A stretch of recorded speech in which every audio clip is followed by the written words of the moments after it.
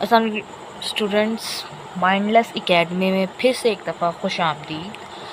आज का जो हम टॉपिक पढ़ेंगे वो है relation of biology with other sciences, कि बायो का दूसरी साइंसेस के साथ क्या ताल्लुक़ है और ये आपस में कैसे काम करते हैं। ये जो फर्स्ट वाली लाइंस हैं ये इतनी अहम नहीं है, लेकिन फिर भी मैं आपको बता देती हूँ कि उसने बताया है कि यहाँ पे जो बायो का है, बायो का जो ताल्लुक़ है दूसरी साइंसेस के साथ वो बहुत ही गहरा है, बहुत ही करीबी ताल्लुक़ है, जिसमें हमारे पास केमिस्ट्री आ जाता है, फ़िज़िक्स आ जाता है और अर्थ साइंसेस आ जाता है, जिसमें जियोग्राफ़ी आ जाती है। मतलब अर्थ साइंसेस में क्या है कि ज़मीन की साइंस के बारे में जो बायो के साथ रिलेशनशिप है वो। अब होता ये है कि इनका जो आपस में ताल्लुक़ है वो किस चीज़ में हमें मदद करता है। लाइफ प्रोसेसेस, ज़िंदगी को समझने में मदद करता है। एनवायरमेंटल इंटरेक्शन, आपस में जो माहौल का ताल्लुकात, आपस में माहौल के जो ताल्लुकात है उसको समझने में हेल्प करता है। And complexities of living organism, और जो लिविंग ऑर्गेनिज़म्स की पेचीदगियाँ हैं उसको हमें हेल्प करता है समझने में। फर्स्ट पे जो हमारे पास ब्रांच है वो बायोकेमिस्ट्री है, बहुत अहम है, शॉर्ट क्वेश्चन में अक्सर आ जाती है, इम्पॉर्टेंट शॉर्ट क्वेश्चन है। ओके, और ये कभी कभार लॉन्ग क्वेश्चन में भी वो पूछ लेते हैं कि हमें बताएं कि जो है बियोलॉजी का वो दूसरी साइंसेस के साथ कैसा रिलेशनशिप है, इसको ज़रा ब्रीफली एक्सप्लेन करें। अच्छा, बायोकेमिस्ट्री क्या है? बायोकेमिस्ट्री क्या है? Study of structure and reaction of different chemical substances present in living system. इंसान के अंदर, इंसान नहीं मैं कहूँगी जानदार के अंदर, ठीक है। जानदार में पौधे भी आ जाते हैं, ह्यूमंस भी आ जाते हैं, मतलब एवरीथिंग, जितने भी जानदार हैं उनमें क्या होता है कि जो केमिकल रिएक्शन, सिंपली हम इसको कहेंगे कि बायो मतलब लाइफ है, केमिस्ट्री मतलब reaction. Okay, chemical reaction, chemical reaction यहाँ पे लिखा भी हुआ है कि जो chemical substance present in living, chemical reaction आप कह लो इसे। ओके, कि बायो मतलब लाइफ और केमिस्ट्री मतलब केमिकल रिएक्शन, ज़िंदगी के अंदर या जानदारों के अंदर जो केमिकल रिएक्शन पाए जाते हैं हमने उसको स्टडी करना है। Okay, the study of chemical reaction of photosynthesis. अब इसमें क्या होता है कि the study of chemical reaction of photosynthesis and respiration, इसकी एग्जांपल है। अब ये जो फोटोसिंथेसिस है ना, ये क्या हमारे अंदर सिर्फ प्लांट्स में पाया जाता है, ये वाला प्रोसेस, ठीक है। और ये जो रेस्पिरेशन है ये दोनों में पाया जाता है, बोथ प्लांट्स एंड एनिमल्स, दोनों में पाया जाता है ये। ओके, कि ये एक रिएक्शन है जो हम नेक्स्ट, हमारा इधर एक टॉपिक है, सॉरी एक चैप्टर है, उसमें हम पढ़ेंगे डिटेल्ड में। ओके, डिटेल टॉपिक है ये। बायोफिज़िक्स, बायो मतलब क्या है? लाइफ, और फिज़िक्स मतलब क्या है? फिज़िक्स को पढ़ेंगे। अब फिज़िक्स क्या होता है? तुम कह लो कि फंक्शन, एक बॉडी जो है वो कैसे फंक्शन कर रही है, कैसे अपना काम कर रही है, उसको हम किस में स्टडी करते हैं? फिज़िक्स में। अब it deals with the study of principles of physics, इसमें हम क्या स्टडी कर रहे होते हैं कि फ़िज़िक्स के असूलों को स्टडी कर रहे होते हैं। प्रिंसिपल्स क्या होते हैं? असूल होते हैं। हम फिज़िक्स के असूलों को, मतलब कोई भी जो चीज़ है वो किस तरह काम कर रही है। Which apply to biological processes, जो हम किस में अप्लाई कर रहे होते हैं? बायोलॉजिकल प्रोसेसेस में। For example in biophysics we study the rules of lever motion for understanding the function of muscles, joints and bones and joints. इसमें कह रहा है कि हम ना इसके असूल पढ़ते हैं, रूल्स पढ़ते हैं, कानून पढ़ते हैं, किसके? लिवर के और मोशन के। ओके, इसके हम कानून पढ़ते हैं और ये बिल्कुल किस पे अप्लाई होते हैं? मसल्स और बोन्स और जॉइंट्स, ये आपस में इनके काम सेम ही हैं। जब हम इसको स्टडी करते हैं तो हमें पता चल जाता है कि मसल्स, बोन और जॉइंट्स कैसे काम कर रहे हैं, कैसे मूव कर रहे हैं। ओके, अच्छा, कंप्यूटेशनल बायोलॉजी क्या होता है? Computation biology, in computation biology scientist use mathematics models and algorithm and computer simulation to understand biological systems and relationships. इसमें वो ये कह रहा है कि मैथमेटिकल मॉडल्स के थ्रू, ठीक है, एल्गोरिदम के थ्रू और कंप्यूटर के कामों के थ्रू हम बायोलॉजिकल सिस्टम को अंडरस्टैंड करते हैं, उनके आपस में ताल्लुकात को अंडरस्टैंड करते हैं। इसमें हमने क्या करना होता है, analysing biological data such A sequence of amino acids in the protein. इसमें हमने बायोलॉजिकल डाटा को एनालाइज करना होता है, ठीक है, तरतीब देनी होती है या इकट्ठा करना होता है। इसमें क्या होता है कि sequence of amino acids in a protein.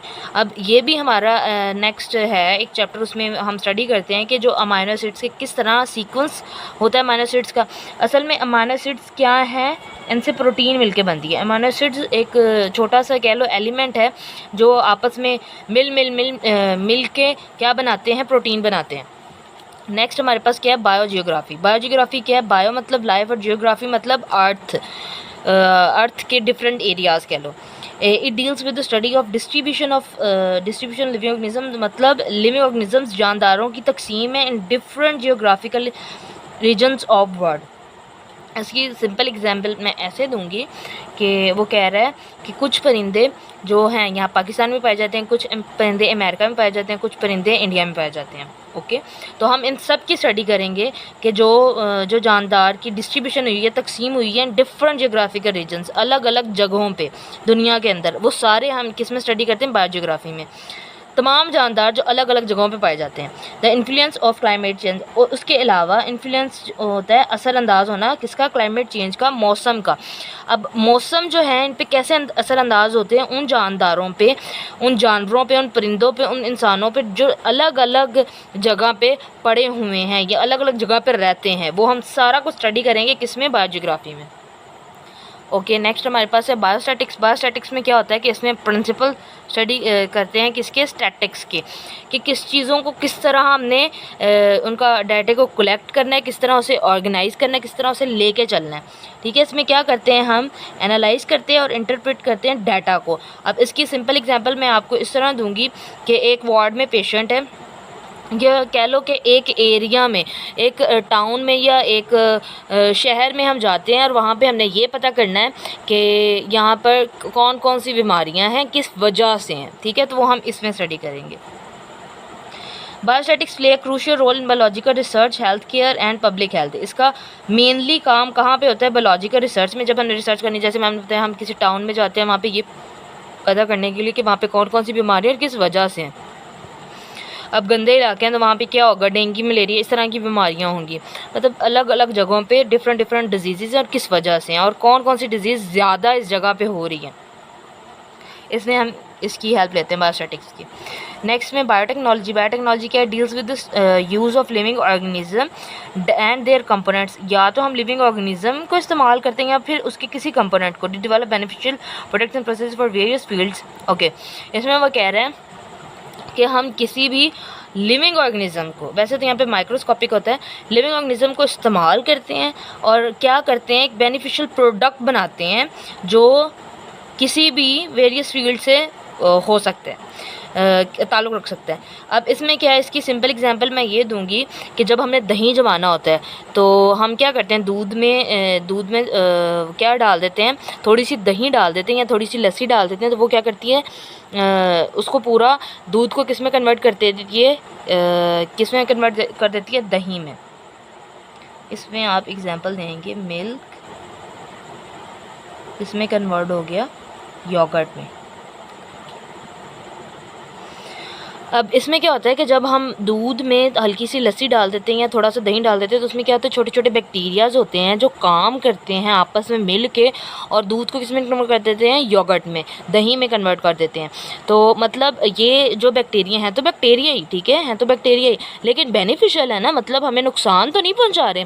तो इसमें भी यही होता है कि हम लिविंग ऑर्गेनिज्म को इस्तेमाल करते हैं और कोई बेनिफिशियल चीज़, कोई फ़ायदेमंद चीज़ प्रोड्यूस करते हैं दूसरे लिविंग ऑर्गेनिजम्स के लिए, इंक्लूडिंग हेल्थ केयर, एग्रीकल्चर और इन्वायरमेंटल मैनेजमेंट। ये तमाम चीज़ों में हम इसको इस्तेमाल कर रहे होते हैं। For example, biologist use bacteria for the production of insulin to treat diabetic patients. इसमें क्या कहते हैं कि बायोटेक्नोलॉजिस्ट क्या कर रहा है, बैक्टीरिया को इस्तेमाल कर रहा है और क्या बना रहा है, इंसुलिन बना रहा है, किसके लिए, डायबिटिक पेशेंट्स के लिए। मतलब बैक्टीरिया, हमने वैसे सुना हुआ है कि बैक्टीरिया और फंजाई और वायरस ये क्या करते हैं, डिजीज़ कॉज करते हैं। बिल्कुल ऐसा ही है, डिजीज़ कॉज करते हैं, बीमारियाँ कॉज करते हैं। लेकिन कुछ बैक्टीरिया ऐसे भी हैं हैं जिनको हम यूज़ करके बीमारियों का इलाज करते हैं। जैसे ये वाला बैक्टीरिया, इसको हम इस्तेमाल करते हैं किसके लिए, इंसुलिन बनाने के लिए। और किस में वो काम देती है, डायबिटिक पेशेंट्स में, शुगर के पेशेंट्स को में हमें हेल्पफुल है। ठीक है, नेक्स्ट टॉपिक है हमारा बायोइकोनॉमिक्स। ओके, बायोइकोनॉमिक्स में क्या है, बायोइकोनॉमिक्स में है it deals with the study of organisms from economic point of view. और वो कह रहा है कि इसमें भी हम ऑर्गेनिज्म को ही डील कर रहे होते हैं, लेकिन इकोनॉमिकल पॉइंट ऑफ व्यू से, पैसे के लिहाज से। इकोनॉमिक्स होता क्या है, पैसा। सिंपल अल्फाज में हम इसे क्या कहेंगे, पैसा।